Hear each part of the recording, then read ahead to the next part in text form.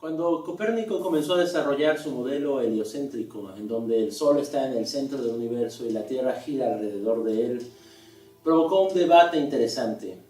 Andreas Osiander, un amigo de Copérnico y un inquisidor católico, escribió una carta que después se convertiría en el prólogo del libro de Copérnico sobre las revoluciones celestes.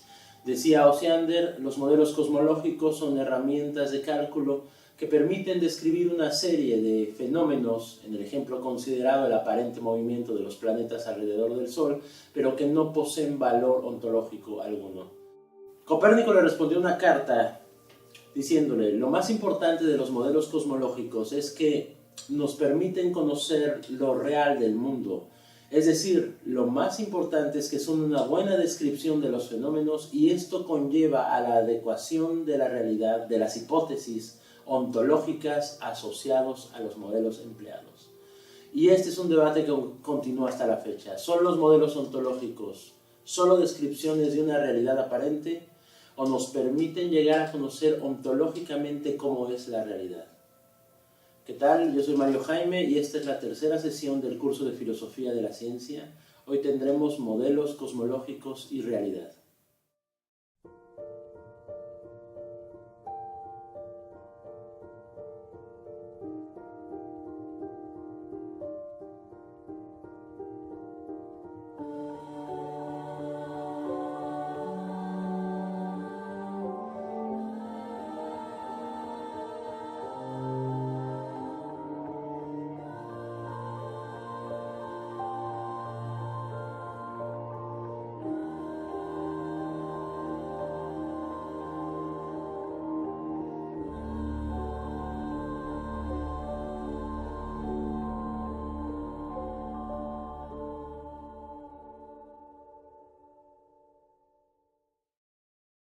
Existe un debate epistemológico que puede ser un debate ontológico.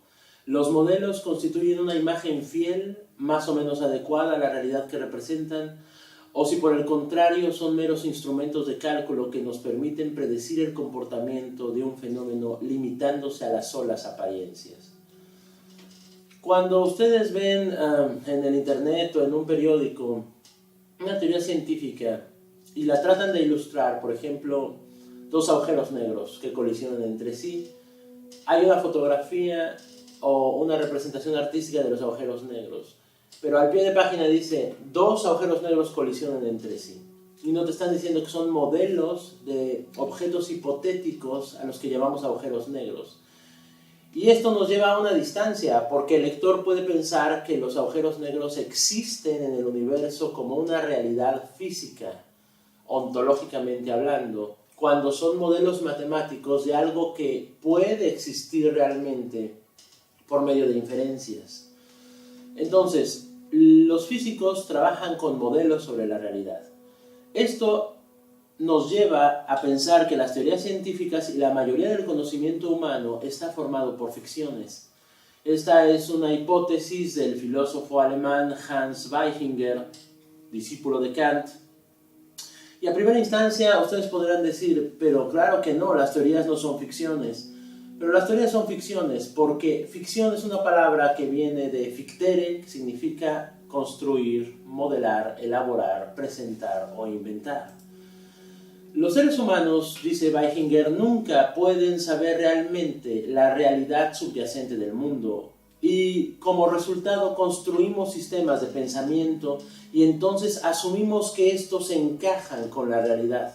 Entonces nos comportamos como si el mundo encajara en nuestros modelos. Esta se llama la teoría del como si, o des als ob en alemán, de Weichinger. Recordemos el mito de Esfinge y Edipo. Esfinge es un monstruo que plantea un enigma. Edipo es aquel que va a resolver el enigma para liberar a Tebas de la plaga de la Esfinge.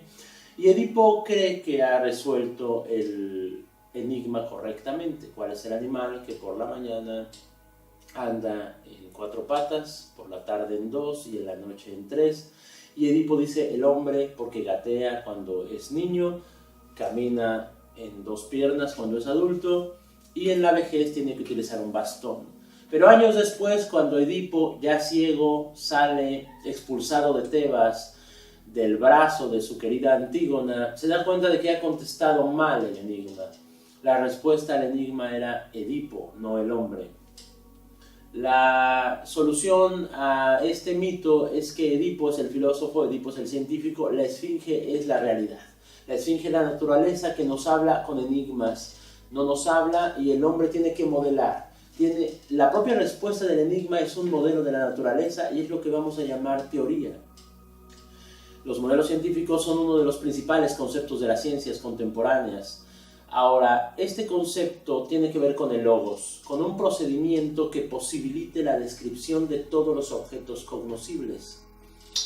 El modelo tiene que tener en cuenta las siguientes características: la simplicidad, que haga posible su definición exacta, la posibilidad de ser expresado mediante parámetros susceptibles de procesamiento matemático, su semejanza o analogía con la realidad que se propone explicar. Voy a decir una frase de Ludwig Wittgenstein en su libro Investigaciones Filosóficas, que dice: solo podemos pues salir al paso de la injusticia o vaciedad de nuestras aserciones, exponiendo el modelo como lo que es, como objeto de comparación, como, por así decirlo, una regla de medir, y no como un prejuicio al que la realidad tiene que corresponder. Esta es una idea de Wittgenstein de que el dogmatismo en el que tan fácilmente creamos al filosofar nos puede llevar a pensar que la teoría que estamos proponiendo es verdadera, o que la realidad es tal como nuestra teoría propone, y olvidarnos que es un concepto matemático y que es un modelo de la realidad. ¿Para qué se utiliza un modelo teórico? ¿Cuáles son sus límites? ¿Cuáles son sus alcances? El modelo teórico representa fenómenos de muy distinta naturaleza en un intento por descubrir y comprender desde un punto de vista racional las regularidades con las que se presenta el mundo. Aquí ya tenemos un sesgo ontológico, porque el científico cree que el mundo es un cosmos, que es un orden y que presenta regularidades. Asume que la realidad es cósmica. Entonces, ¿los modelos son ficciones útiles o son descripciones realistas del universo? Albert Einstein decía que lo que resulta inconcebible del universo es que pueda ser concebible. Este criterio, que apoya el modelo como la descripción real del mundo, implica la capacidad predictiva de fenómenos que no se conocían con anterioridad. Cuando Osiander escribe el prólogo del libro de Copérnico, en la primera edición, tiene un párrafo donde señala: no es necesario que esas hipótesis sean verdaderas o siquiera probables, sino que basta con que permitan cálculos conforme a las observaciones. ¿Por qué Osiander estaba diciendo eso? Por dos cosas. Uno, Copérnico basó su modelo en el modelo de Aristarco, en los pitagóricos, siempre para salvar que las órbitas de los astros eran perfectas y circulares. Como las observaciones no concordaban con la teoría, Copérnico tuvo que recurrir a Aristarco para proponer un nuevo modelo heliocéntrico. Y dos, Osiander quería protegerlo de la Inquisición, porque 90 años después Galileo iba a tener un gran problema defendiendo la verdad ontológica del modelo de Copérnico, porque iba en contra de las Sagradas Escrituras. Entonces, la posición de Osiander de que los modelos cosmológicos son herramientas de cálculo es algo que podemos conocer como instrumentalismo en filosofía, mientras que la posición de Copérnico y de Galileo de que el modelo realmente concuerda con la realidad lo podemos conocer como realismo. Ahora, ¿qué es lo más razonable en cuanto a los modelos cosmológicos científicos? Antes de contestar a esta pregunta, tenemos que entender que el modelo tiene un doble problema. El modelo es una representación de la realidad, y toda representación de la realidad tiene un problema estético y tiene un problema semiótico. El problema estético es: ¿podemos nosotros percibir con nuestros instrumentos o nuestro cuerpo la realidad tal como es? Pensamos que no es así. Y el segundo es un problema semiótico o semántico, porque tenemos que estructurar el modelo matemáticamente o de tal manera que podamos entenderlo, pero de la realidad a nuestro entendimiento hay un universo, hay un abismo. Por lo tanto, ¿es el modelo una metáfora o un punto de partida? Esto nos va a llevar a una definición de la razón científica que se adecua perfectamente con los modelos. El modelo reduce el fenómeno físico a sus líneas fundamentales, traduciendo la realidad a un lenguaje lógico y matemático. ¿Por qué? Porque tiene que ser universal, que todos podamos entenderlo por medio de un logos común, que sirva de soporte estructural para realizar tentativas de explicación y evaluar la eficacia de las hipótesis, pero comprobando, lo cual es imposible, pero tratando de comprobar a posteriori en el laboratorio o con experimentos su funcionamiento en la realidad y escogiendo de entre los modelos, o sea, de entre las teorías posibles, aquellos que mejor se adapten empíricamente al fenómeno que se estudia. Sin embargo, la naturaleza compleja de los fenómenos estudiados, el gran número de variables relevantes o las múltiples interrelaciones entre los aspectos de esa realidad no permiten más que un modelo probabilístico. Entonces, los modelos serían aproximaciones a los fenómenos, construcciones que se van mejorando o adaptando a partir de la respuesta objetiva que ofrece la realidad. El modelo es válido cuando es capaz de adecuarse, entre comillas, o de concordar, entre comillas, con la realidad, aunque en un sentido que todavía está por precisar, y ese es un problema, porque ¿qué es la realidad? La realidad viene de res, que significa cosa. Alis, es relativo a las cosas que están fuera de la imaginación humana, que podemos captar por medio de nuestros sentidos o con los instrumentos que vamos creando. Para Duns Scoto, este filósofo medieval, la realidad sería el modo de ser de las cosas en cuanto existen fuera de la mente humana. Platón se enfrenta a este problema en su célebre diálogo El Cratilo, donde propone dos posturas contradictorias. Una le podemos llamar el naturalismo, donde afirma la conexión íntima y necesaria entre el lenguaje y realidad. El lenguaje, que es un modelo, opera por mímesis de la realidad, pero Platón entiende mímesis como imitación de la realidad, de la que ofrece un reflejo fiel. En ese caso, la etimología, o sea, el estudio del origen de las palabras, en sentido múltiplo, constituye un método heurístico válido para alcanzar el conocimiento de la realidad. En contra de esta posición ofrece el convencionalismo, que niega esa conexión directa. Los nombres nombran en virtud de la convención social. No hay una lengua verdadera, pues los poetas van inventando diversas palabras y diversos conceptos respecto a algo que está innominado primero. Esta es una postura filosófica crítica y negativa. Niega la capacidad del lenguaje de ofrecer un reflejo fiel de la realidad. Es relativista, convencionalista y nominalista. ¿Es cognoscible la realidad? ¿Podemos conocerla los seres humanos tal cual es? Hay 4 posturas filosóficas. El idealismo plantea que no del todo, no podemos conocer totalmente la realidad porque nuestros sentidos nos engañan. Tenemos que filtrarla a través de una intuición matemática, lógica, y lo que podemos conocer son modelos basados en arquetipos universales, ideas universales que valgan para todas las cosas. La postura del realismo es sí podemos conocerla. Podemos conocerla totalmente porque nuestros sentidos son fieles para detectar lo que la realidad es. El nihilismo o el niquilismo diría, no, es imposible conocer la realidad. Es una postura, por ejemplo, de Nietzsche, de Friedrich Nietzsche. No podemos conocer la realidad porque no hay hechos, hay interpretación de los hechos. Y luego está el instrumentalismo, o sea, lo que Osiander le planteaba a Copérnico es indeterminado. Probablemente nuestro modelo se acerque a algo de lo que puede ser la realidad, pero no podemos comprobarlo del todo. Ahora bien, ¿existe la realidad? Ni como similaridad, es decir, semejanza, ni el isomorfismo, tal como se definen mediante predicados conjuntistas, son capaces de explicar por qué hay una realidad. Porque una misma realidad física puede ser esquematizada de forma diferente. No es lo mismo una caricatura que un dibujo realista o un modelo sobre la realidad. No cabe hablar entonces de correspondencia exacta entre las predicciones de la representación y las medidas de la realidad, ni siquiera en los casos más sencillos, donde los únicos indicadores que intervienen, por ejemplo, son la posición y la velocidad. Analicemos una por una estas propuestas filosóficas. El realismo científico. El mejor exponente del realismo científico es Aristóteles. El realismo científico es la correspondencia entre la estructura de las teorías y modelos científicos con la estructura del mundo. Aristóteles mismo lo dice en su libro La Metafísica. Un enunciado es verdadero si se corresponde con la realidad y falso en caso contrario. Los enunciados científicos son verdaderos si se refieren a hechos que realmente ocurren, a cosas que podemos experimentar y que podemos comprobar. Para el realista sí se puede comprobar algo, una hipótesis en el laboratorio.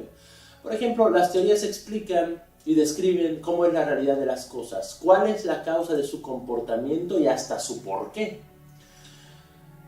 Para un realista, las teorías serían verdaderas porque describen cosas que suceden, cosas reales, y por lo tanto la ciencia podría tener éxito. El éxito de la ciencia se debe a que sus enunciados, eso que nos dicen del mundo, son verdaderos. Esto se llama verdad científica. Los elementos teóricos tienen correspondencia en el mundo y no son principios arbitrarios. Para el realista, el modelo no es una ficción en un sentido amplio. Son algo real. Los enunciados de la física se refieren al mundo físico, no son construcciones abstractas de mayor o de menor utilidad. Pensemos en lo que decía Nagel en su libro Tesis del Desarrollo por Reducción de 1961. Si alguien es muy realista, va a pensar que la ciencia progresa. Las ciencias tienen una progresión en el tiempo. ¿Por qué? La ciencia avanza, pues los métodos que utiliza para explicar los fenómenos, las teorías, mejoran con el tiempo y se hacen cada vez más precisas y reveladoras. El progreso científico es acumulativo y lineal en el sentido de que el conocimiento que tenemos del mundo crece en proporción al desarrollo de los instrumentos de medida que nos descubren hechos que antes no se conocían. Imaginen a Tutankamón. Tutankamón murió, pero murió por los espíritus malignos que lo invadieron. Miles de años después descubren que Tutankamón quizá murió por una enfermedad bacterial. En su época no se conocían las bacterias porque no teníamos los instrumentos para que las bacterias fueran reales. En el antiguo Egipto no existían bacterias como realidad, diría alguien como Michel Foucault. Es que no es que no hayan existido como realidad, sino que los humanos no teníamos los instrumentos para detectarlas. En cambio, en la actualidad tenemos instrumentos cada vez más sofisticados para ampliar nuestra realidad. Bien, ahora analicemos la postura de Osiander, el instrumentalismo científico. Por un lado tenemos una gráfica, imaginen una gráfica de comportamiento animal, y por el otro los animales reales. Los hechos muestran una clara determinación respecto a las teorías, y eso es un problema. Un mismo hecho puede ser considerado de muy distinta forma según la teoría y el método que utilicemos. Si ustedes son biólogos y asumen la teoría de Lamarck, van a ver la realidad de diferente manera que si son biólogos y ven la naturaleza según la teoría de la selección natural de Darwin, o ven la evolución según la teoría de Margulis. ¿Por qué? Porque nuestras observaciones ya están cargadas de teoría. Yo veo el mundo de muy diferente manera si soy cristiano, que soy musulmán, si soy agnóstico, si soy budista. Pero podemos creer que el mundo que estamos viendo corresponde con nuestra teoría. Entonces, nuestras teorías no determinan qué es la realidad.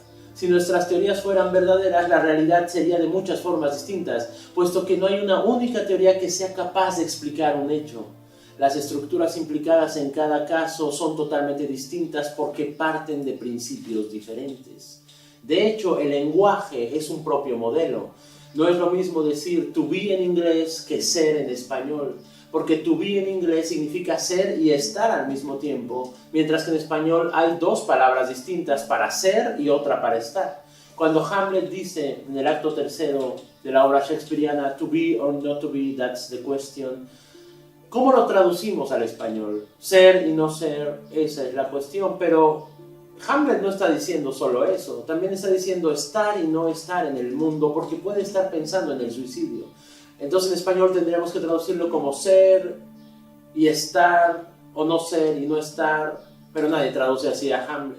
Entonces los modelos diferentes nos hacen ver la realidad de dos distintas maneras. Nuestras teorías que intentan unificar un conjunto de hechos experimentales que la naturaleza suministra son solo eso, un intento. Nuestras teorías científicas son clasificaciones lógicas, criterios racionales con los cuales ordenamos el mundo, dice Durkheim, pero sin que exista una correspondencia última con nada real. Bien, ese es el instrumentalismo. Ahora veamos un poco el nihilismo. Uno de los mejores exponentes nihilistas es Friedrich Nietzsche en el sentido epistemológico, porque él acusa de nihilismo, por ejemplo, al cristianismo. Para Nietzsche, la realidad es incognoscible en sí misma, es un invento del poder. Otros filósofos, como los de la Escuela de Frankfurt, que parten a partir del marxismo, por ejemplo, Theodor Adorno en su libro La dialéctica negativa, nos van a analizar las teorías en un plano ya histórico-político determinado. Por ejemplo, las teorías no escapan al mercado. Los objetos no se reducen a su concepto y la complejidad del mundo real cuestiona cualquier metodología. Pongamos un ejemplo. Al-Hasis propuso el modelo de selección natural en el siglo IX en Persia. Charles Darwin propuso el modelo de la selección natural en el siglo XIX, es decir, 1000 años después, en Inglaterra victoriana. ¿Por qué en Persia no funcionó el modelo de la selección natural y por qué en Inglaterra sí funcionó el modelo de la selección natural? No es porque Al-Hasis haya sido más tonto que Darwin o que la gente de su época era más tonta que los victorianos ingleses del siglo XIX. Dice Adorno, es que en el siglo XIX, en la cultura en la que Darwin propuso su teoría, se pudo aceptar esa teoría. Mientras que en Persia, en el siglo IX, en la cultura en la que Al-Hasis está proponiendo su teoría, no se podía aceptar socialmente su teoría. Esto es que las teorías no escapan al mercado. Bien, si nosotros abrimos el diccionario de filosofía de Ferrater Mora, señala 4 usos de la noción de modelo en epistemología. 1. Como modelo de explicación de una realidad, especialmente la realidad física, es decir, el uso que se recoge en expresiones como los científicos buscaban un modelo mecánico de éter a partir de las indicaciones de Lord Kelvin. 2. Como forma de representación de alguna realidad, un dibujo, un plano, una maqueta, etc. En este caso, el mito de la teoría científica se acerca mucho al mito del arte. 3. Como sistema que sirve para comprender otro sistema. Por ejemplo, cuando se toma el paso de un fluido por un canal como modelo de tráfico. O 4, como sistema real que la teoría trata de representar. ¿Cuál sería entonces el rango epistemológico de los modelos teóricos? Aquí voy a seguir a Bartowski en su libro Introducción a la Filosofía de la Ciencia de 1960, que nos dice: la manera en que los modelos funcionan en la explicación científica sirven de ayuda a la imaginación, ayudan a comprender las leyes de la ciencia y proporcionan a estas una interpretación. Entonces, un modelo es un marco de observaciones y es una teoría. Es lo mismo. Toda observación es teórica. Pero si nuestro marco teórico es un lenguaje, imaginemos las matemáticas, o el lenguaje que yo estoy utilizando en este momento, que es el español, ese marco teórico es la reconstrucción de otro marco, porque una palabra es una parábola y un número es una relación entre dos ideas, para describir adecuadamente un hecho o interpretarlo de nuevo. Y lo repito, toda observación está cargada de teoría. Vean en su pantalla, ¿qué están viendo? Esa fotografía tan bonita. Y ustedes dirán, es el monstruo del lago Ness. ¿Y por qué están diciendo que es el monstruo del lago Ness? Porque eso lo leyeron en algún lado. Ahora, imaginen, ustedes pueden comprobar que esa cosa que están viendo en la fotografía es el monstruo del lago Ness. No pueden hacerlo. Puede ser la trompa de un elefante, puede ser un palo, puede ser un castor, puede ser un plesiosaurio. ¿Y cómo saben que ese es el lago Ness? ¿Cómo saben que no es un charco? ¿Cómo saben que no es Venecia? ¿Cómo saben que no es Chapultepec? ¿Cómo saben que no es el Océano Atlántico? Es que su observación ya está cargada de teoría. Ustedes están imaginando eso a partir de un meme, que es una partícula mnemotécnica, una partícula cultural. A eso me refiero cuando toda observación está cargada de teoría. Pensemos ahora en los átomos. Los átomos son modelos teóricos basados en la filosofía jainista, hinduista, de que la materia está hecha de semillas, espermata dirían los griegos. Los filósofos atomistas como Leucipo, Demócrito, Epicuro, los materialistas como romanos, por ejemplo como Lucrecio, pensaban que los cuerpos estaban hechos de una materia y esa materia estaba hecha de átomos, algo que no se puede dividir. Bien, los químicos retomaron el modelo atómico en el siglo XVIII, por ejemplo Dalton, etc. Y ahora el átomo se ha convertido en un modelo de la realidad física y química del universo. Es un modelo teórico basado en la inferencia dentro del marco de una teoría que interpreta datos.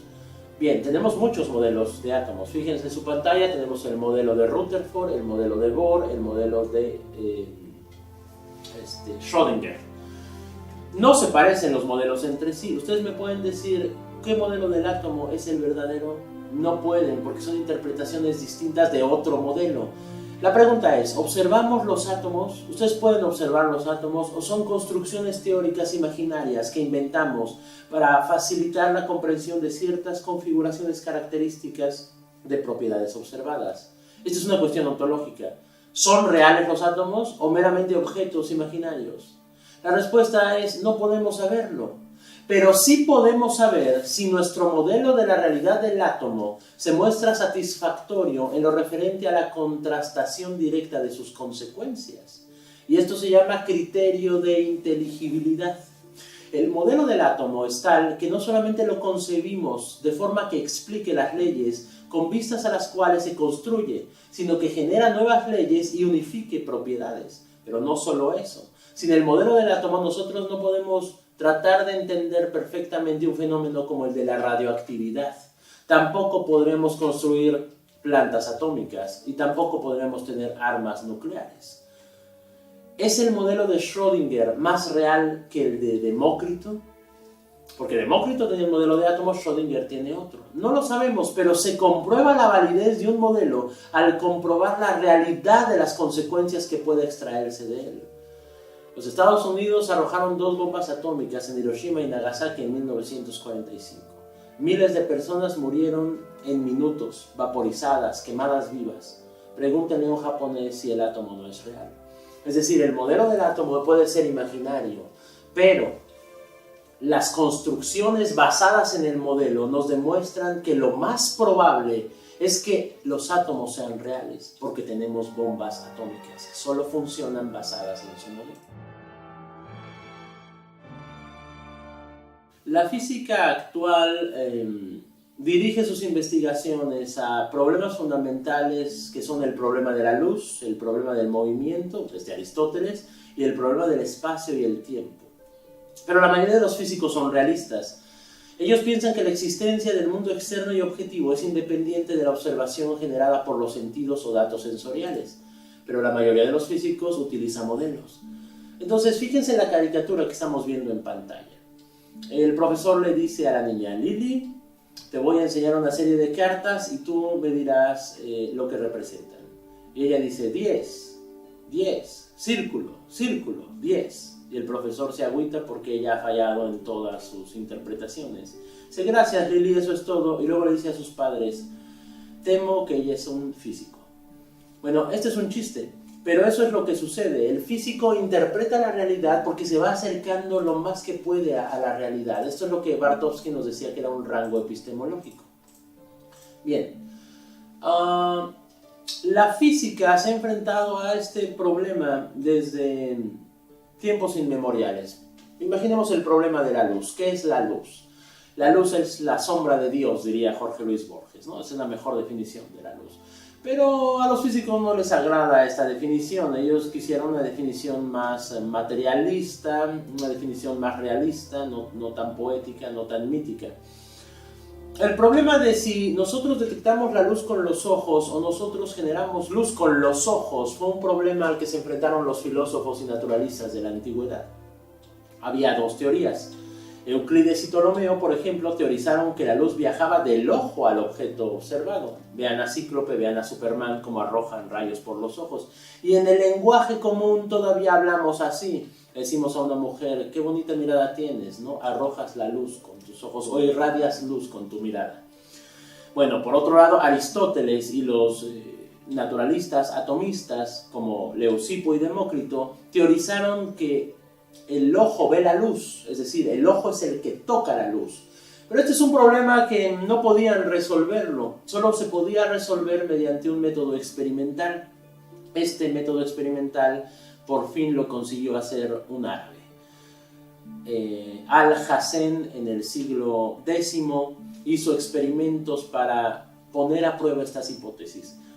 El padre del modelo del método científico debería ser Al-Hazen, un persa del siglo X, porque en los libros de él dice cuáles son los pasos para resolver un problema teórico y hacerlo empírico. Según Al-Hazen, el primer paso es entender la naturaleza del problema. El segundo es aprender todo lo que puedo sobre el problema mediante un estudio preliminar, leyendo la obra de otros científicos, en este caso filósofos, y haciendo mediciones precisas. Tercero, formular una hipótesis clara, una teoría conjeturada que crea que podría explicar el fenómeno.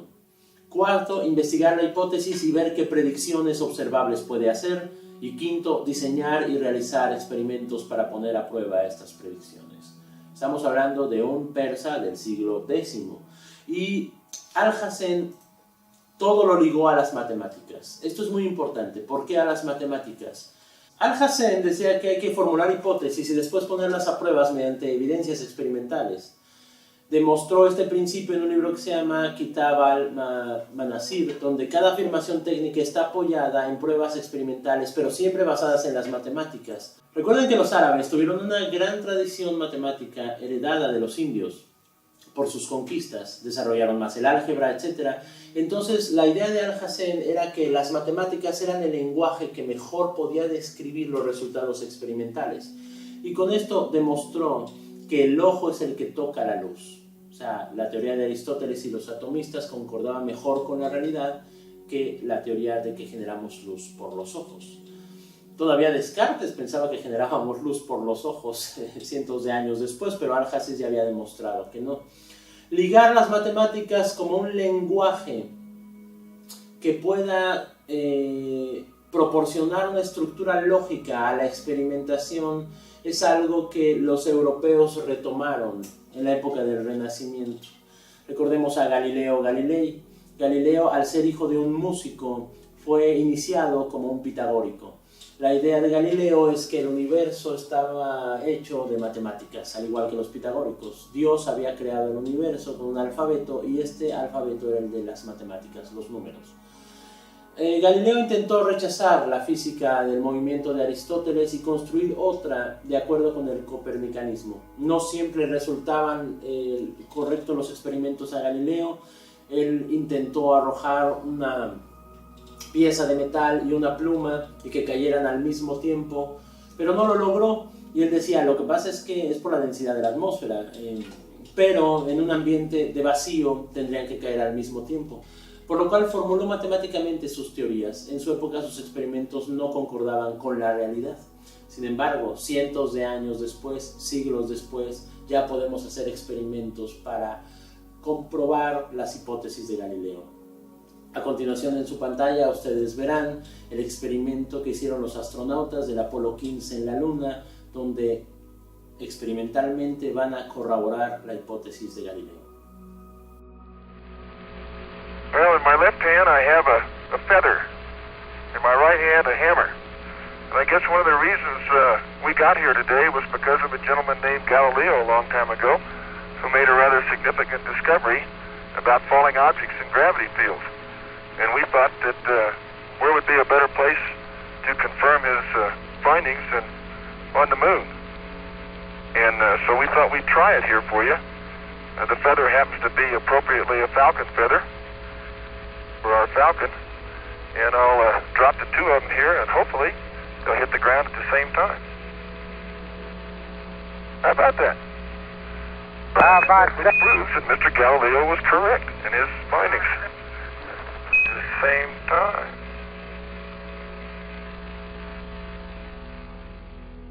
Bien, la luz ha sido otro de los grandes problemas al que se han enfrentado los físicos de todos los tiempos. Ya Ole Remer en el siglo XVIII, con mejores aparatos, Ole Remer, este astrónomo danés, midió la velocidad de la luz en 225.000 kilómetros por segundo y teorizó que los eclipses no se producen a intervalos regulares. La luz y el movimiento, también cómo giran los planetas, si se mueven, no se mueven, los modelos del sistema solar, las teorías heliocéntricas, etc., pues han sido la principal, digamos, obsesión de los mejores físicos de todas las épocas, ¿no? Probablemente desde los cavernícolas.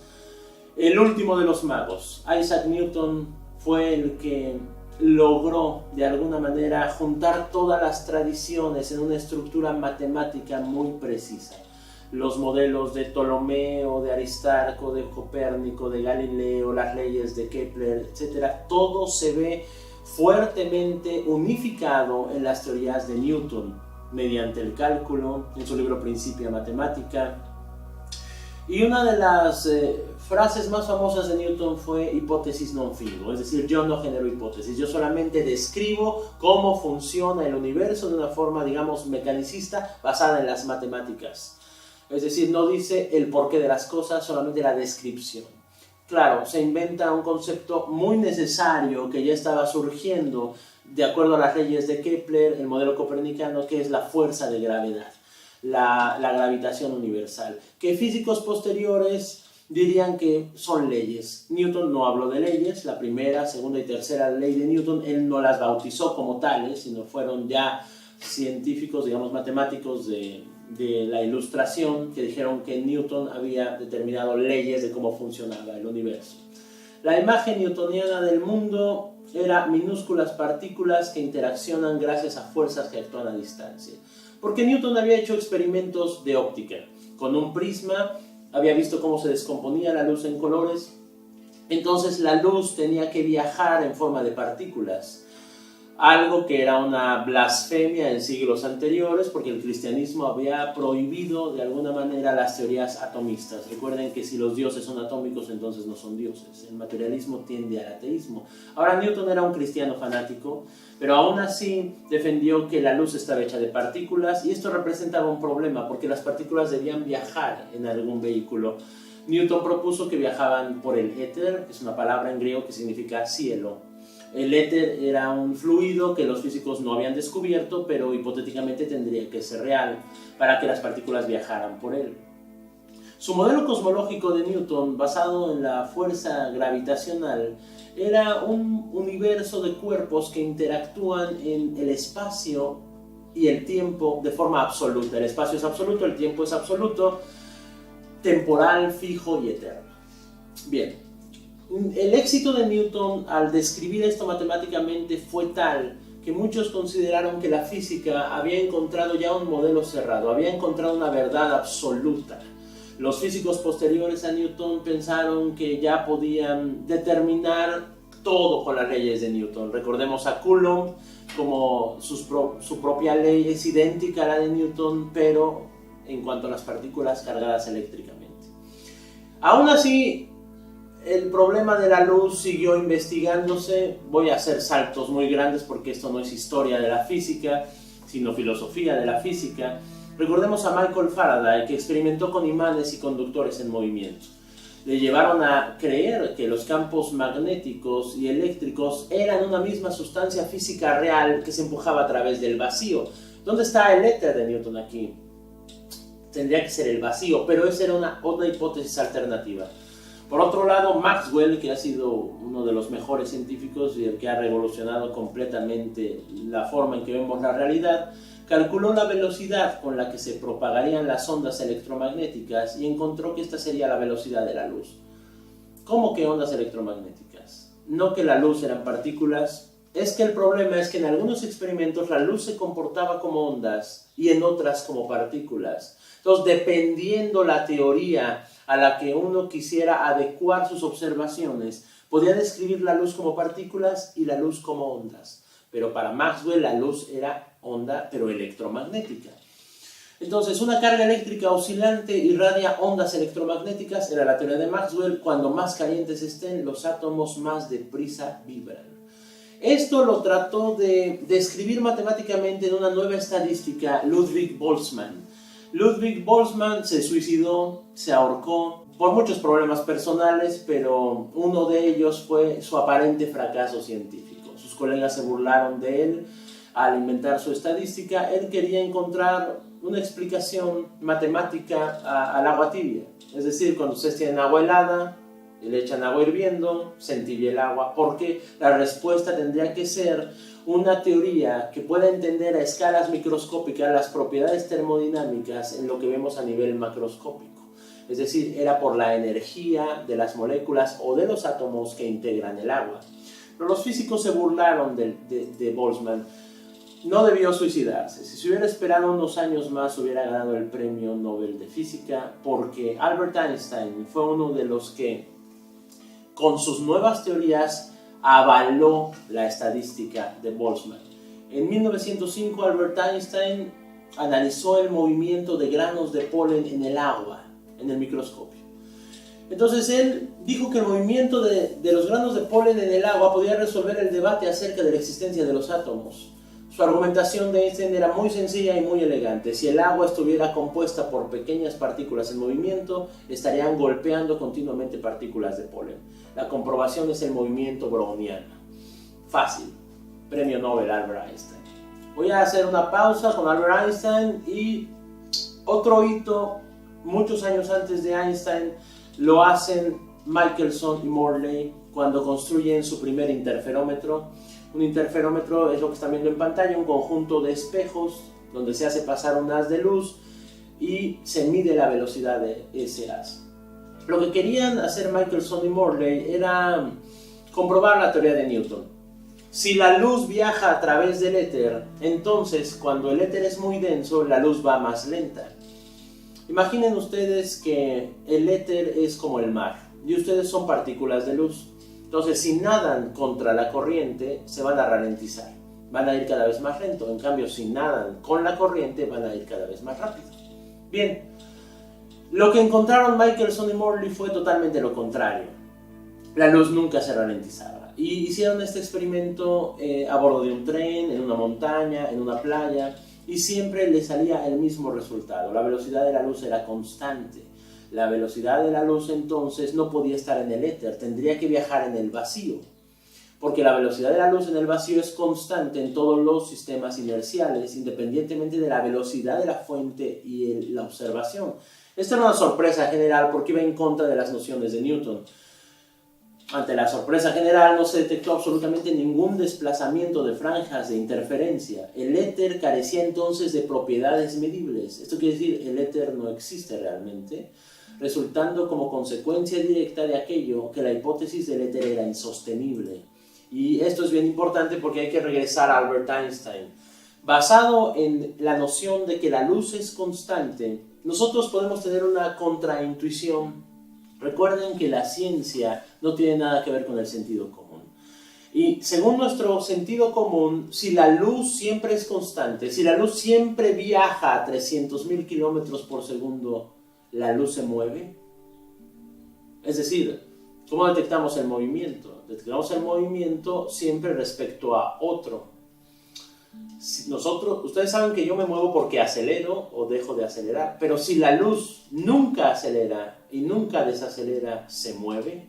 ¿O es el universo el que se mueve respecto de la luz? Esto es algo muy importante porque es la base de la teoría de Einstein. La hipótesis de Einstein es que la velocidad de la luz es una constante que no depende de un marco de referencia.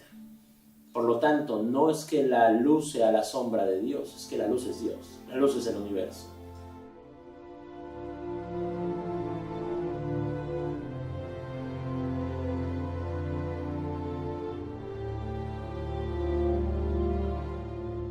Bien, antes de seguir con la teoría de Einstein, tenemos que regresar unos años antes, ya después unificaremos estas cosas. No es que estoy yendo caótico, es que hay que ir paso por paso. En 1905, Max Planck descubrió que las ecuaciones de la radiación de cuerpos negros producían resultados más razonables si se partía de que la energía de los osciladores en las paredes del cuerpo está dividida en paquetes o cuantos. La ecuación que están viendo en pantalla, E igual a hb, es un truco matemático de Max Planck solamente para describir adecuadamente su hipótesis sobre la radiación de los cuerpos. Fue un truco matemático, pero este truco matemático es genial porque aquí nace la mecánica cuántica, que es la descripción del movimiento de las partículas elementales para poder predecir estas cosas. En 1905, 5 años después, el mismo año en que Einstein estaba describiendo el movimiento browniano para demostrar que los átomos pueden ser reales, el mismo Einstein arguyó que los cuantos de Planck, es decir, los paquetes de energía, eran reales y que se podían aplicar a la misma luz. La energía presente de la luz consiste en un número finito de cuantos al que Einstein llamó fotones, que en griego significa partículas de luz. Y Einstein entonces propuso el efecto fotoeléctrico. Él experimentó con una barra de metal a la cual la bañó de luz ultravioleta. Cuando ustedes bañan con luz ultravioleta el metal, lo que hace es que el metal empieza a radiar. Lo que pensaban que eran electrones, Einstein dijo que eran fotones. La luz que brilla puede expulsar estos electrones o fotones y provocar una débil corriente eléctrica. Einstein, ¿cómo lo analizó? Para Einstein, intensificar la luz no altera la energía individual de los fotones, solo involucra un mayor número de fotones. El número de electrones expulsados se incrementa. Empleando los de menor longitud de onda, es decir, Einstein está unificando la teoría de Maxwell con las observaciones de las partículas de Newton con la mecánica cuántica de Planck. Einstein es el Newton del siglo XX. Él vuelve a unificar las teorías físicas dándole un contenido teórico mucho más profundo. Nadie había cuestionado antes la idea de que la luz era una onda suave. Por este experimento y por esta descripción, Einstein recibió el Premio Nobel de Física por el efecto fotoeléctrico de 1905. Bien, desde Dalton se tenían modelos sobre el átomo. Desde los griegos se tenían modelos sobre el átomo. En el kinder nosotros llevamos nuestro modelo del átomo como una gelatina con pasitas, ¿no? Como si fuera un pequeño sistema solar. Pero este modelo no concuerda un poco con las teorías que estaban describiendo Planck y Einstein, porque los electrones no abandonan sus órbitas ni caen hacia el núcleo. Se tenían que tener nuevos modelos. Uno de los que inventó un nuevo modelo de átomo para que concordara con la mecánica cuántica fue Niels Bohr, que es el modelo que están viendo en pantalla, donde los electrones absorben un fotón según la hipótesis de Einstein o el fotón es emitido. De esta manera los cuerpos pueden radiar. Bueno, estas descripciones hicieron una revolución total en la física. Todo el siglo XX y lo que llevamos del siglo XXI, los físicos han propuesto cada vez más partículas elementales. Ya no solamente el átomo está hecho de electrones, fotones y neutrones, sino que ahora tenemos grandes familias de partículas elementales. Dos grandes familias que son los fermiones y otra que son los bosones. Y en ellas están los leptones, donde se encuentran electrones, muones, electrones neutrínicos, etc. O los quarks, que es una palabra que aparece por primera vez en un libro de James Joyce, el poeta irlandés James Joyce, y quark no tiene significado, ni lo busquen, no significa nada. Es algo enigmático, es una partícula enigmática de la cual están hechas otras partículas. Tenemos partículas elementales como los gluones, que son los que unirían a la materia, los bosones, como el célebre bosón de Higgs, por ejemplo, los gravitones, que serían partículas hipotéticas que no se han encontrado, que darían un modelo diferente al de la gravitación que propuso Newton, y a la teoría de Einstein sería una nueva tercera explicación de por qué hay gravedad, serían los gravitones, y cada vez tenemos más partículas hipotéticas de lo que puede estar hecho un átomo. Es decir, en la actualidad el átomo ya no es un átomo, porque se puede dividir en múltiples partículas elementales, pero seguimos diciéndole átomo como tal. Ahora, todos los modelos son erróneos, pero todos son útiles, decía George Box. La noción de los modelos de átomo hizo pensar a muchos físicos como Linus Pauling que el átomo podía dividirse. Y según el modelo de Einstein, si la energía es materia, entonces al dividir el átomo podría desencadenar liberar gran cantidad de energía. Las observaciones de Marie Curie y de Pierre Curie sobre la radioactividad de los elementos junto con las teorías de Einstein y las nociones de Pauling, dieron origen a lo que Oppenheimer logró en Nuevo México en el 44, o sea, las bombas atómicas. Bien, volvamos a Einstein. Einstein utilizaba modelos de otros matemáticos del siglo XIX y principios del siglo XX como Minkowski o como Henri Poincaré, que ya estaban trabajando con geometrías no euclidianas, donde el espacio y el tiempo ya no son dimensiones absolutas como en el modelo de Newton, sino que son una sola dimensión. Serían la cuarta dimensión, espacio-tiempo.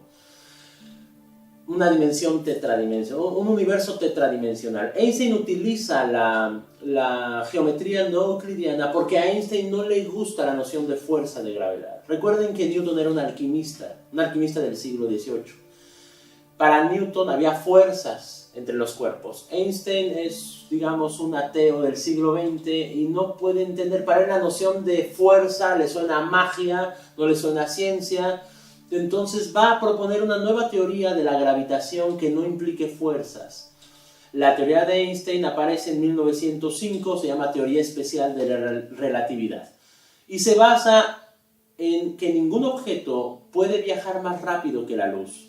Y la masa de un objeto se incrementa al aumentar su velocidad.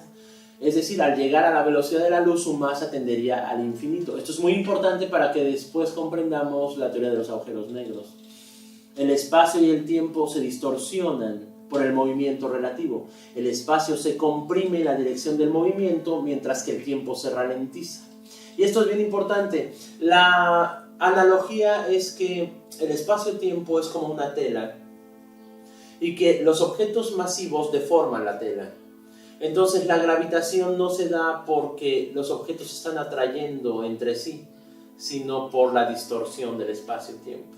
Entonces aquí tenemos una teoría alternativa a la de Newton, la teoría especial de la relatividad. Einstein la siguió desarrollando y ya en 1912 la conocemos como la teoría general de la relatividad, donde la fuerza de gravedad ya no es una fuerza, es la distorsión del espacio-tiempo. Ahora, ¿de qué está hecho el espacio-tiempo? De ondas gravitacionales. Ahorita no les voy a decir qué son, más adelante. Seguía siendo un modelo teórico.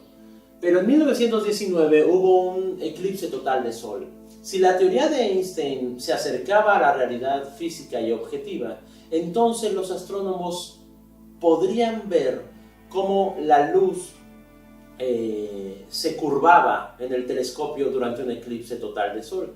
Y efectivamente, los astrónomos se lanzaron en 1919 a ver si la teoría de Einstein concordaba empíricamente con la realidad. El más famoso de estos astrónomos fue Arthur Eddington, que puso a sus estudiantes, colocó telescopios en Sudamérica y en África y validó la teoría de Einstein. Efectivamente, al avistar la curvatura de la luz de las estrellas alrededor del Sol en el eclipse solar, concordaba con la teoría general de la relatividad de Einstein. Einstein se volvió una celebridad de la noche a la mañana, se volvió el científico más famoso, ya había ganado el premio Nobel, pero la gente lo empezó a conocer por la teoría de la relatividad, no tanto por el efecto fotoeléctrico. Ustedes recordarán, hace muy poco, en el año 2016, Kip Thorne, Ronald Drever y Rainer Weiss aparecieron en la televisión y convocaron a la prensa y dijeron el 11 de febrero del 2016, hemos detectado ondas gravitacionales. Hemos detectado la milésima parte del tamaño de un protón y esa es una onda gravitacional. Por lo tanto, la teoría de la relatividad de Einstein no solamente es la que más se acerca a la realidad, sino que es objetivamente, concuerda ontológicamente con la realidad.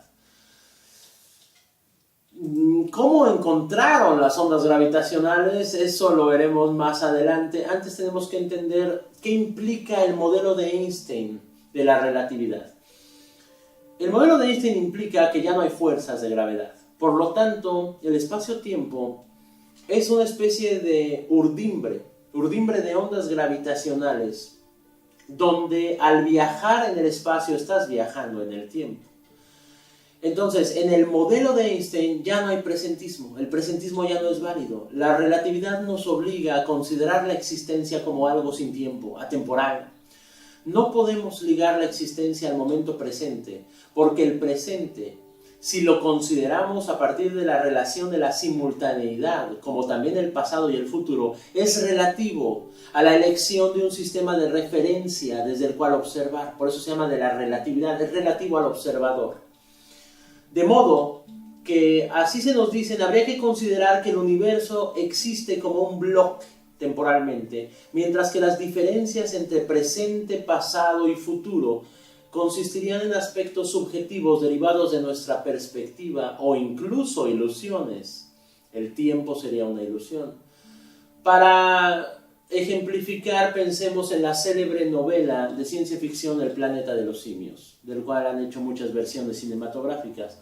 Los astronautas creen que viajan en el espacio hacia un planeta muy lejano. Y cuando llegan a él, bueno, la trama es una crítica evidentemente a la humanidad. Se encuentran con unos simios, unos primates que han esclavizado a los humanos.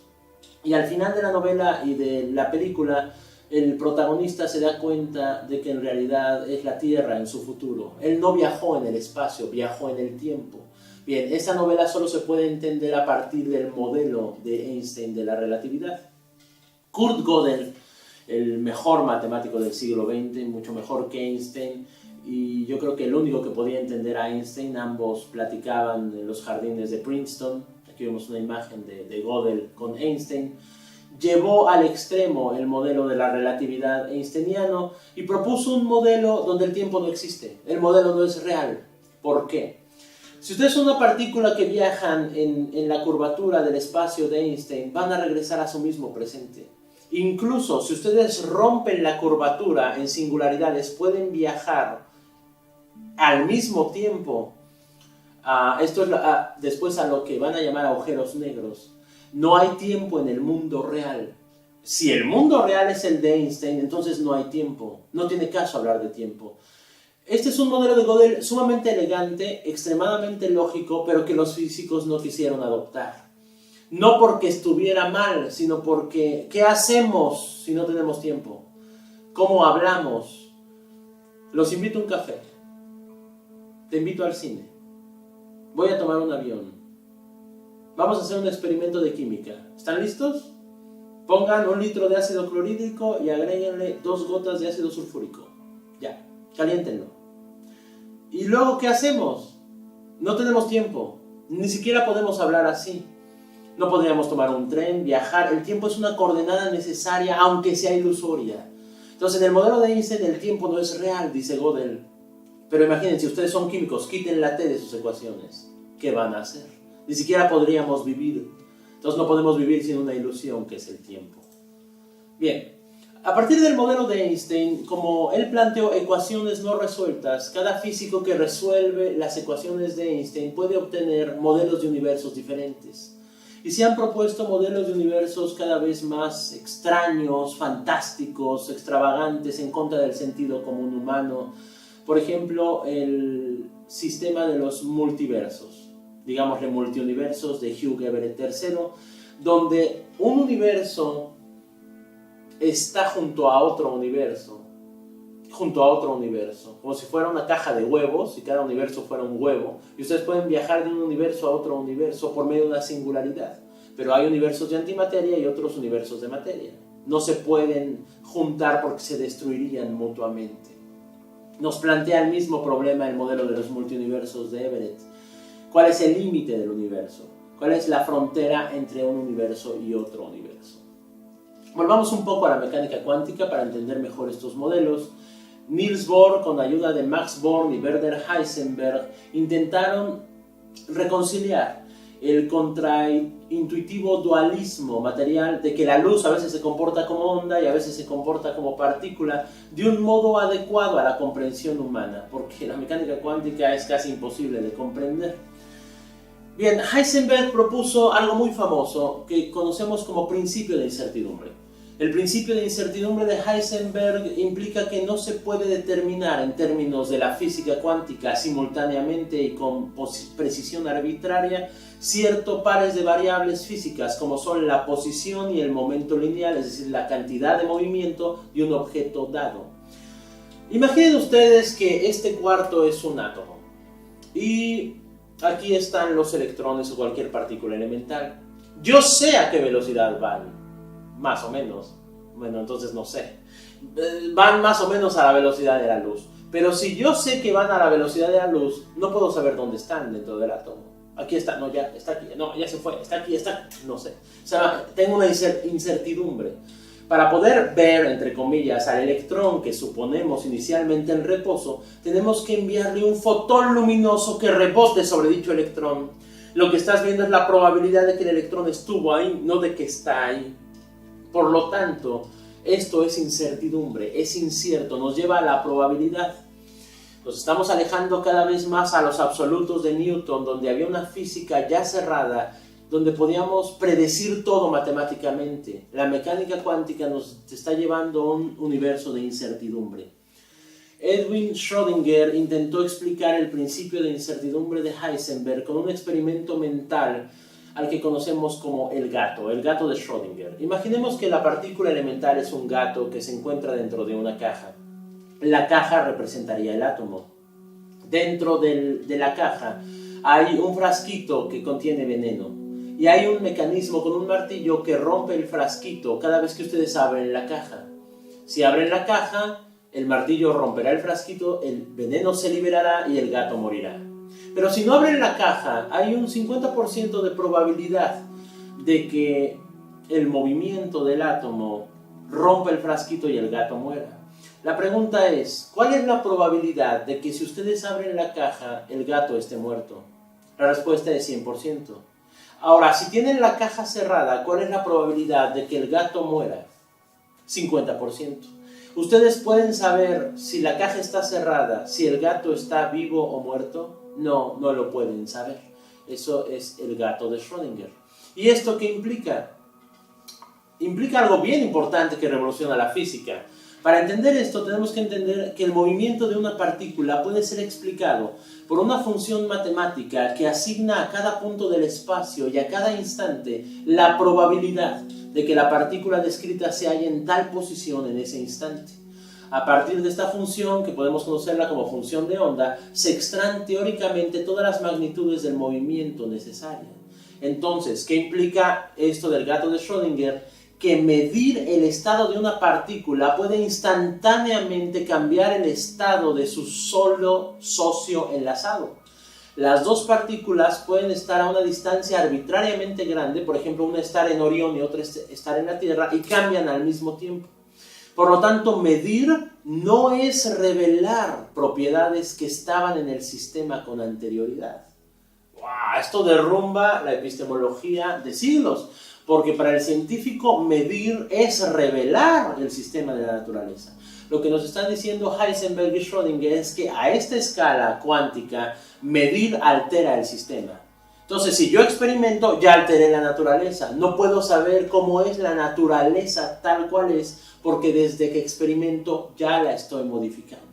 Esto es una escala cuántica, es decir, más pequeña que los átomos, pero ojo, si la teoría dice que nosotros estamos hechos de átomos, ¿en dónde termina esta escala? El proceso de medición altera de forma incontrolada la evolución del sistema. Albert Einstein es uno de los padres de la mecánica cuántica por el efecto fotoeléctrico al describir los cuantos que propuso Max Planck. Pero a Albert Einstein ya no le gustó a dónde estaba derivando la mecánica cuántica, porque estaba derivando una incertidumbre matemática ontológica. Es célebre la frase de Einstein, que no está de acuerdo con estas interpretaciones filosóficas de Heisenberg y de Schrödinger, y Einstein dice, Dios no juega a los dados. O sea, Einstein está diciendo, no puede haber un azar, no podemos estar gobernados por un azar. A lo cual Bohr le responde la célebre frase, no le digas a Dios cómo tiene que hacer el universo, no le digas a Dios cómo tienen que ser las cosas. ¿Qué significa esto? El azar no es caos, el azar es orden dentro de lo desconocido. Pensemos en una ruleta. Una ruleta es azar, pero no es caos, porque ¿cuál es la probabilidad de que caiga tu número? No es caótico, es azaroso. Y eso es lo que proponen los de la mecánica cuántica. Ahora, hay un problema. El modelo de Newton funciona perfectamente a la escala humana. No hay problema, no hay por qué tirarlo a la basura. El modelo de la mecánica cuántica funciona para ciertos efectos que puedan explicarse mediante la estadística de los átomos, etc., como el efecto fotoeléctrico, mientras que la teoría de Einstein funciona para descripciones de una escala gigantesca en el universo, o singularidades, pensemos en supernovas, agujeros negros, etc. Sin embargo, los tres modelos, el de la mecánica cuántica, el newtoniano y el de Einstein de la relatividad, no concuerdan entre sí.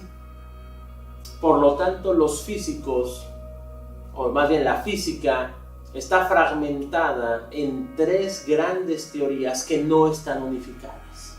El sueño de los físicos es unificar los tres, que el modelo de Newton concuerde con el de Einstein, con el de la mecánica cuántica, y eso no ha sido posible.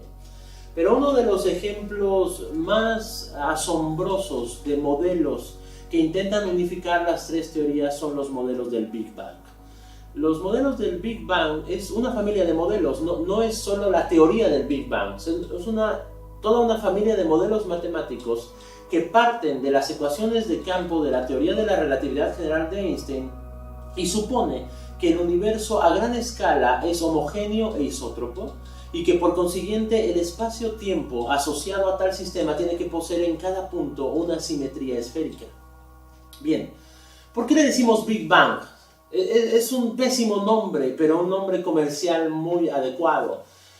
El que le puso Big Bang a estas teorías fue su máximo enemigo, el astrónomo Fred Hoyle, el físico Fred Hoyle, que estaba en contra, decía que era absurdo, esas teorías eran absurdas completamente, es como si algo explotara de pronto, y se burló en un programa transmitido por la BBC de Londres, burlándose de la teoría, dijo, es como un Big Bang, y así se quedó. Esa es una ironía, ¿no? Conocemos el sistema el nombre de Big Bang por su máximo enemigo Fred Hoyle. ¿De dónde salen los modelos del Big Bang?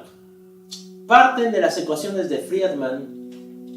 Friedman intentó resolver las ecuaciones de campo de Einstein y determina la dinámica del universo. Los parámetros contenidos en estas ecuaciones son la densidad del universo, la constante cosmológica, el radio de curvatura de Minkowski y la constante de Hubble.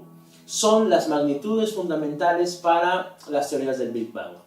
¿Cómo que la constante de Hubble? ¿De dónde sale eso? Edwin Hubble, al mirar por el telescopio, se dio cuenta de que las galaxias se corren al rojo. Quiere decir que en la interpretación de Hubble, las galaxias se estaban alejando de la Tierra. Por lo tanto, el universo estaba en expansión.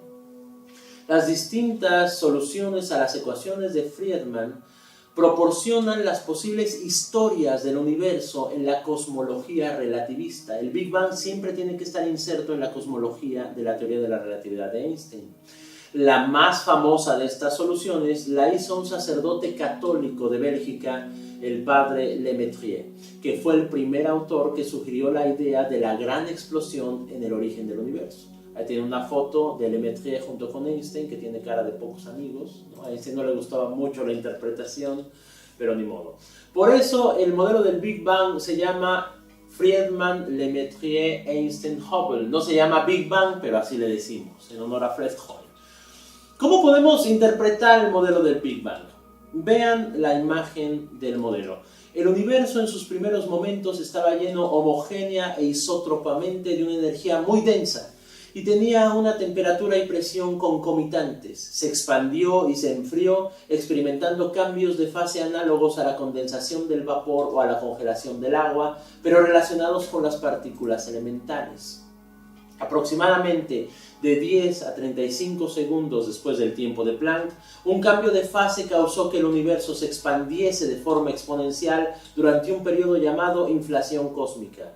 Al terminar esta inflación, los componentes materiales del universo quedaron en la forma de un plasma de quarks gluones, que son partículas hipotéticas de la mecánica cuántica, en donde todas las partes que lo formaban estaban en movimiento en forma relativista, según la teoría de Einstein. Con el crecimiento de tamaño del universo, la temperatura descendió y debido a un cambio aún desconocido, pero que los físicos llaman bariogénesis, los quarks y los gluones se combinaron en bariones, tales como el protón y el neutrón, produciendo de alguna manera que todavía no se ha descrito la asimetría observada actualmente entre la materia y la antimateria. Si ustedes ven el modelo del Big Bang a nivel de imagen, pueden responder la pregunta que todos los niños nos hacen en las conferencias: ¿qué hubo antes del Big Bang? La respuesta es el futuro. No puede haber un antes porque el universo es curvo. Si ustedes viajan en el tiempo hacia el pasado, hace 13.000 millones de años luz, lo que se van a encontrar es el Big Bang. En ese momento se curva el espacio-tiempo y ustedes viajan hacia el futuro.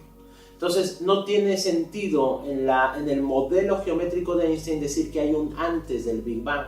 La respuesta es otra vez contraintuitiva y está en contra del sentido común.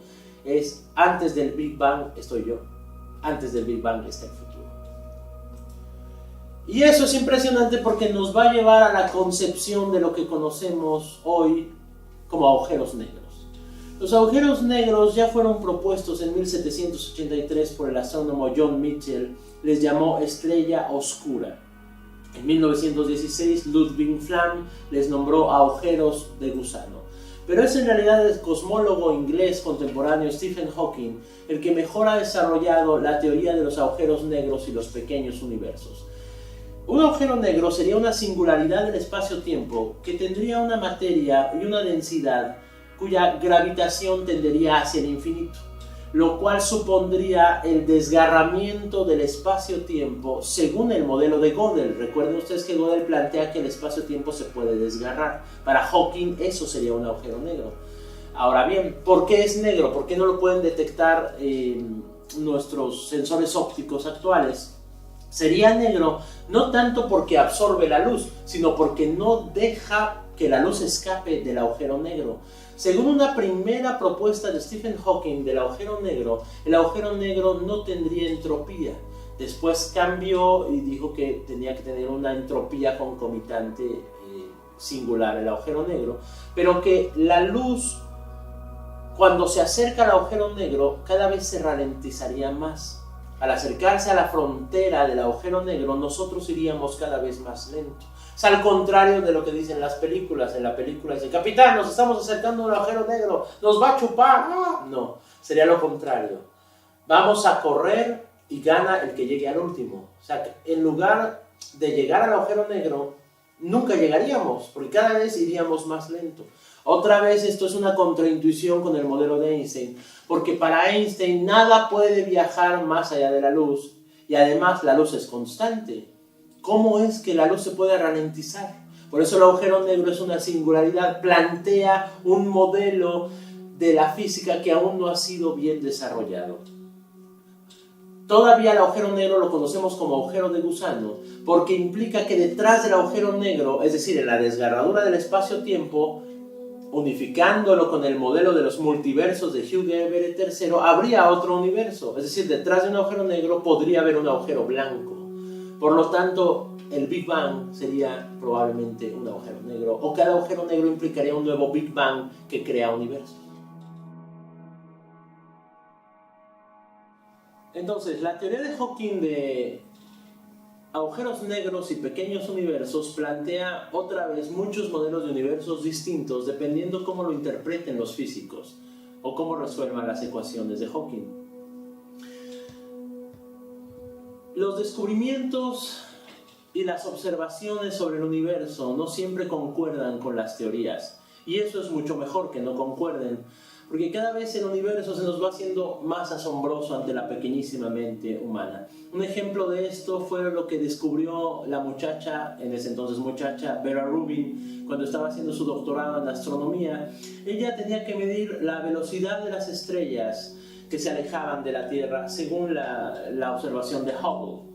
La hipótesis es que la velocidad de las estrellas debería ser menor cuanto mayor sea su lejanía con el centro de la galaxia, por la entropía. Pero Vera Rubin se dio cuenta de que no era así. Al contrario, las estrellas iban a una velocidad constante o incluso aceleraban entre más se alejaban de la Tierra. La interpretación de esta singular observación está en contra de la noción de de Hubble es que existiría una materia invisible que nuestros aparatos no pueden detectar, que se extiende mucho más allá de los confines aparentes de la galaxia y mucho más masiva, y es lo que los físicos conocen como materia oscura.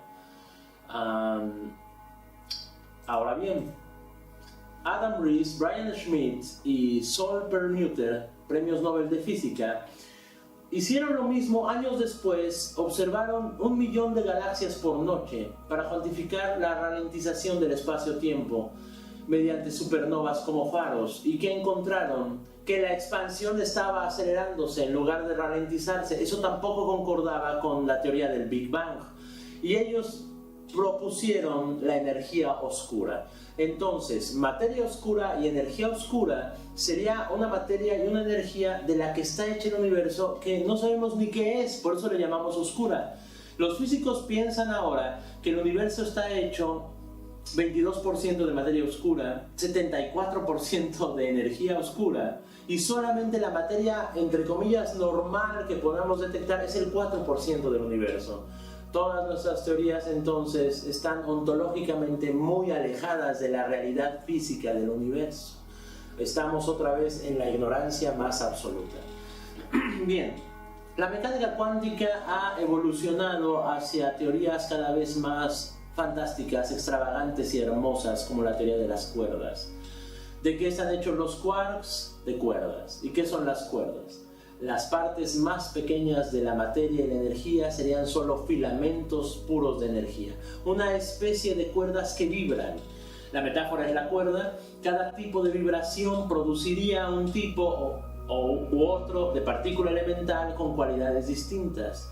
Una cuerda se llama brana. Una brana es una cuerda de una dimensión. Una dibrana es una cuerda de 2 dimensiones, una tribrana de 3, etc., hasta llegar a la membrana, una de m dimensiones. Por eso la teoría de cuerdas se le conoce también como teoría M o teoría de las membranas. Es lo mismo que están diciendo los pitagóricos en el siglo VII a.C., ¿se dan cuenta? Es decir, la sinfonía del universo, una cuerda produce una vibración, dependiendo del tipo de vibración u otro, se crea una partícula o se sintetiza una partícula con cualidades distintas. Hay muchas teorías de cuerdas, se han tratado de unificar. Hay teorías de cuerdas que defienden la existencia de 10 dimensiones espaciales y una sola temporal, y esas dimensiones estarían en las propias cuerdas. Otra teoría de cuerdas dice que hay 7 dimensiones, otra que 11, otra que hay 23 dimensiones.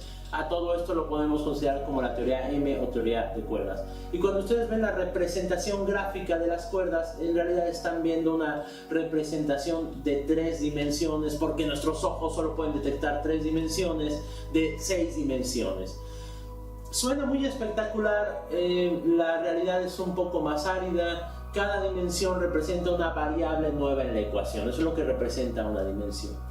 Según la teoría de cuerdas, el origen del Big Bang es que al colisionar 2 membranas podría haberse producido una singularidad. Es decir, en la teoría de cuerdas ya no vivimos en un universo con ondas gravitacionales, sino un universo de membranas de ondas gravitacionales. Es decir, ahora nuestro modelo es un pastel de hojaldre, ¿no?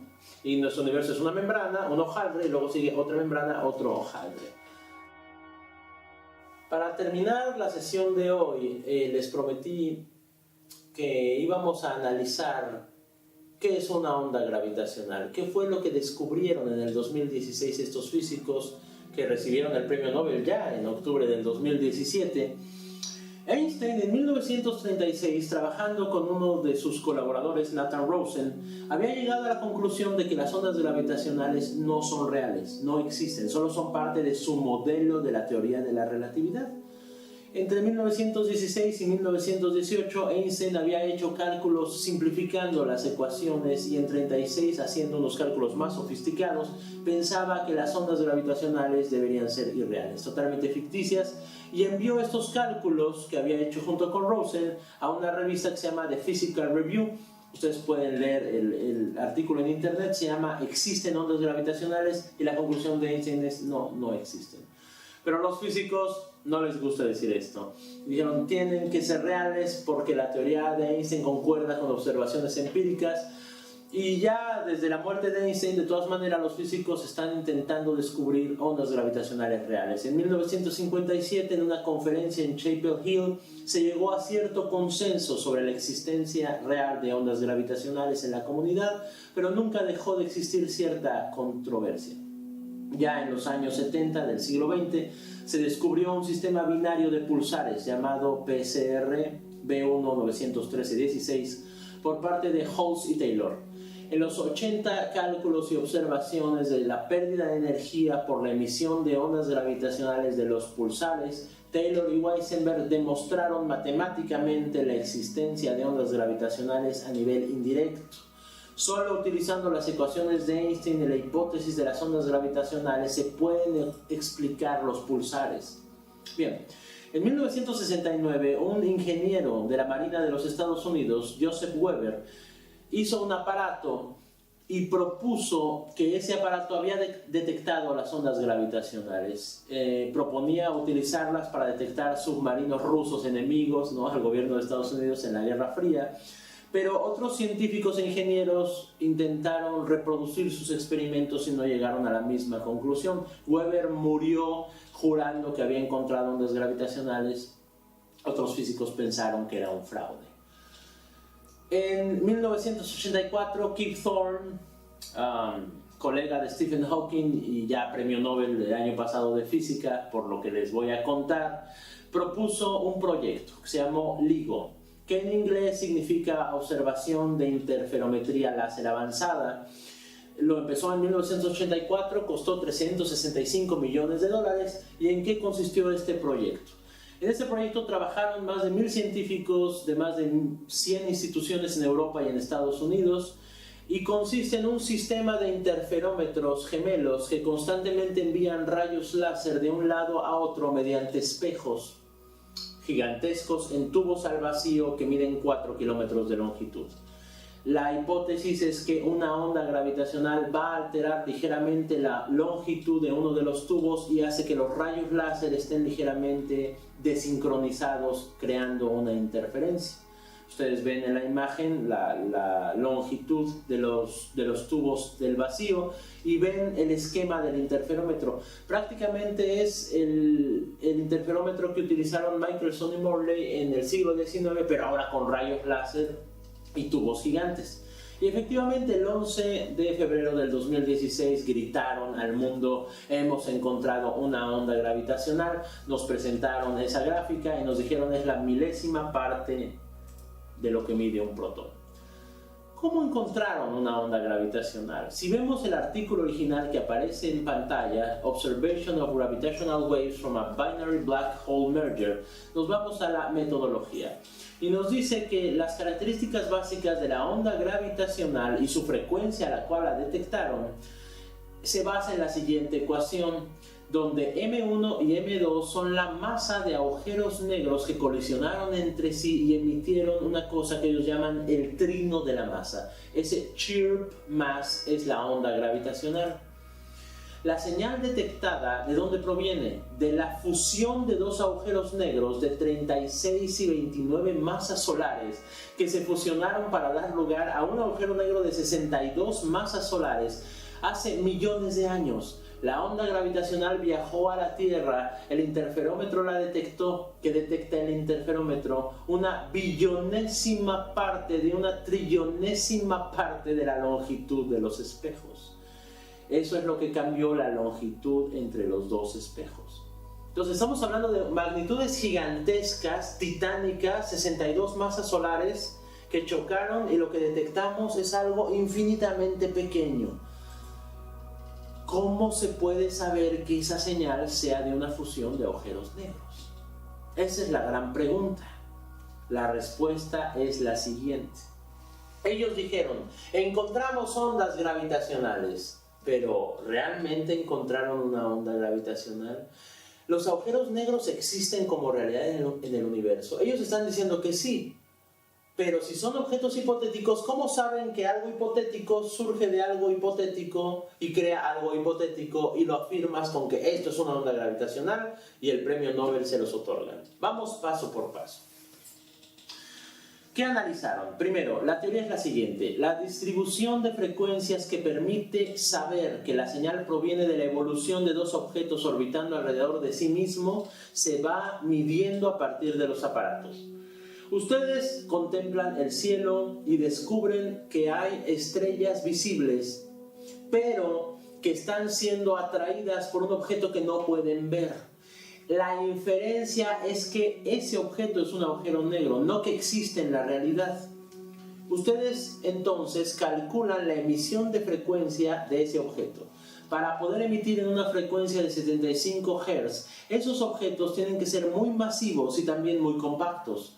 2 estrellas de neutrones podrían hacerlo, pero no alcanzarían la suficiente masa para atraer a las otras estrellas. 2 estrellas, digámosle, normales, como el Sol, pueden llegar a tener mucha masa, pero no pueden ser tan densas. Entonces, ¿qué nos queda? Nuestro modelo de agujero negro. Por lo tanto, inferimos que lo que está emitiendo es un agujero negro.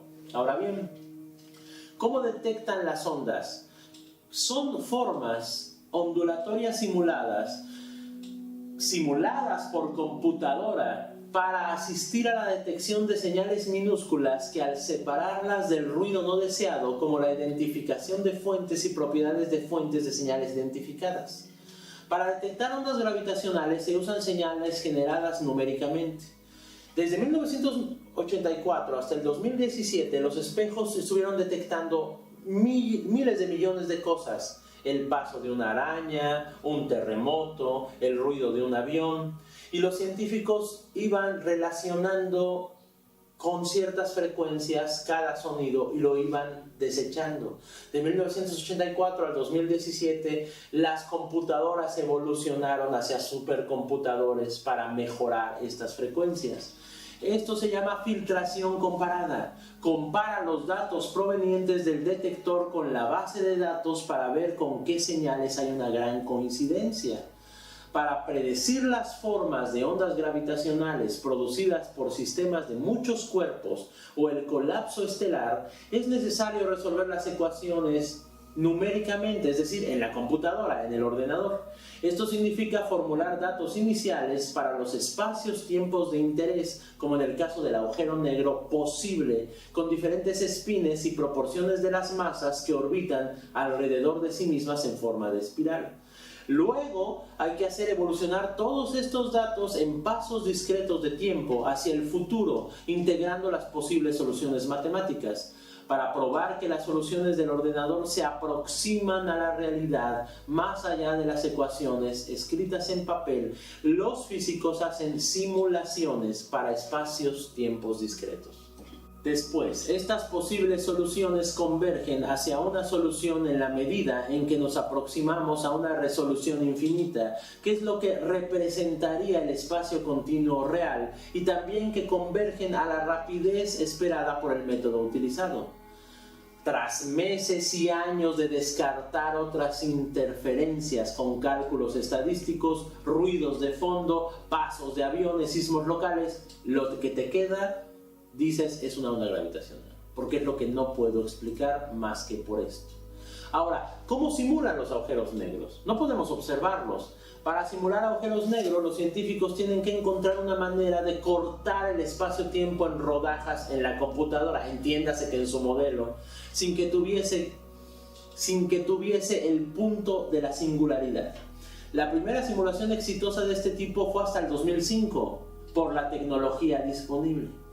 Una vez que se tuvieron simulaciones que funcionaran en grupos en todo el mundo, se pusieron a simular el conjunto de fuentes potenciales de ondas gravitacionales. En su pantalla están viendo simulaciones de agujeros negros. Estas simulaciones fueron útiles para los detectores, pero también para ayudar a los teóricos a la hora de formular predicciones sobre este tipo de eventos astrofísicos. Predicciones como velocidad resultante de los agujeros negros fusionados en estrellas binarias, con diferentes espines, la cantidad de energía liberada por los agujeros negros fusionados, etc. Muchas de las predicciones fueron utilizadas para el análisis de las propiedades de la fuente de la onda gravitacional. Entonces, lo que encontraron los científicos fue algo que ellos infieren que es una onda gravitacional solo en el modelo de Hawking de Einstein, basado en el modelo de los agujeros negros. Eso es lo que encontraron. No significa que encontraron en la realidad una onda gravitacional, pero tenemos que decirlo así. Y en filosofía conocemos esto como la inferencia a la mejor explicación. Esto lo analiza el filósofo Gilbert Harman en un artículo publicado en la Revista Filosófica de la Universidad de Princeton en 1965. La inferencia a la mejor explicación es un modelo de inducción que consiste en relacionar cuál de las posibles explicaciones presentidas para un caso determinado nos suministraría una mejor ilustración de los datos observados y de nuestras relaciones con ellos. De esta manera, no es que el átomo sea real, es que lo más probable es que sea real algo que parezca un átomo, y a eso lo vamos a llamar átomo, en el modelo de la realidad que estamos proponiendo. Admitiendo que el progreso científico consiste en una progresión teórica ligado indisolublemente al progreso empírico, y que la verdad por lo tanto sea una cuestión de precisión, de cierta mejora en el detalle, de ver mejor que antes, significa que hay cierta aproximación a la verdad última, cierta convergencia hacia el sistema final de la realidad, incluso admitiendo que tal idea sea inalcanzable. La respuesta depende de la fe, depende de la creencia o no en un elemento último de la realidad que es imposible decidir racionalmente. Supondría pensar que la realidad, entendida como naturaleza, de pronto se detendría, de manera que pudiéramos disponer de una serie de medidas definitivas de la realidad, una serie de enunciados de observación que no pudieran ser precisados con posterioridad. Es decir, el hombre ha encontrado la verdad universal y absoluta. Los propios modelos de los científicos nos están llevando en una dirección contraria. La noción de materia oscura y energía oscura es que ahora somos más ignorantes que nunca, que no sabemos nada. Bueno, sí sabemos que no sabemos. El problema es que no disponemos de una medida definitiva de la realidad. Otra vez pensemos en Wittgenstein. Dice Wittgenstein que la proposición puede representar la realidad entera, pero no puede representar lo que ha de tener en común con la realidad para poder representarla, es decir, la forma lógica. Para poder representar la forma lógica deberíamos situarnos con la proposición fuera de la lógica. Deberíamos ser metalógicos, es decir, estar fuera del mundo. Y no podemos ver el mundo fuera del mundo. ¿Es lógico el mundo? Como recapitulación, la verdad científica es una convención, es un tener por verdadero. Una serie de ecuaciones se consideran verdaderas hasta que otras ecuaciones más precisas las sustituyen y explican cuál era la causa del éxito de las anteriores. Con ello se produce una reinterpretación de lo ya conocido a partir de lo nuevo que se va conociendo.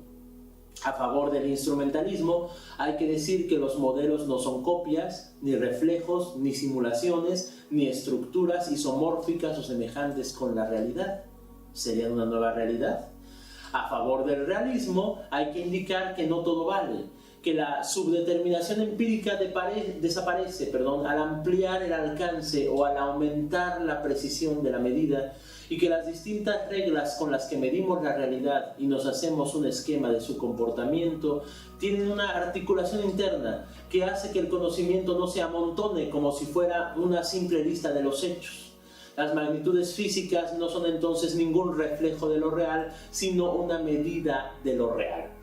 Lo que se define siempre operacionalmente son las unidades como una forma de especificar una serie de procedimientos experimentales que permitirán obtener una experiencia de cierta cantidad de una dimensión a la que posteriormente se referirán las medidas.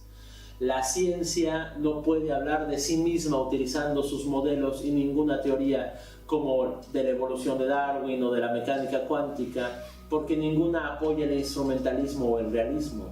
Más aún, quien apoyara el instrumentalismo basándose en una teoría en particular estaría siendo en último término un realista, ¿se dan cuenta? Porque las leyes no son estrictamente verdaderas, pero tampoco son falsas. Son más o menos útiles y aproximadas. Falso en ciencia significa no lo suficientemente preciso. A las pretensiones del realista, el instrumentalista podría decir que organizar nuestro conocimiento a partir de fórmulas y modelos más avanzados es una cuestión de eficiencia, sin que en ningún momento lleguemos a saber nada de la verdad. Y el debate aquí termina en un punto muerto. ¿Y ahora qué hacemos? Muchas gracias.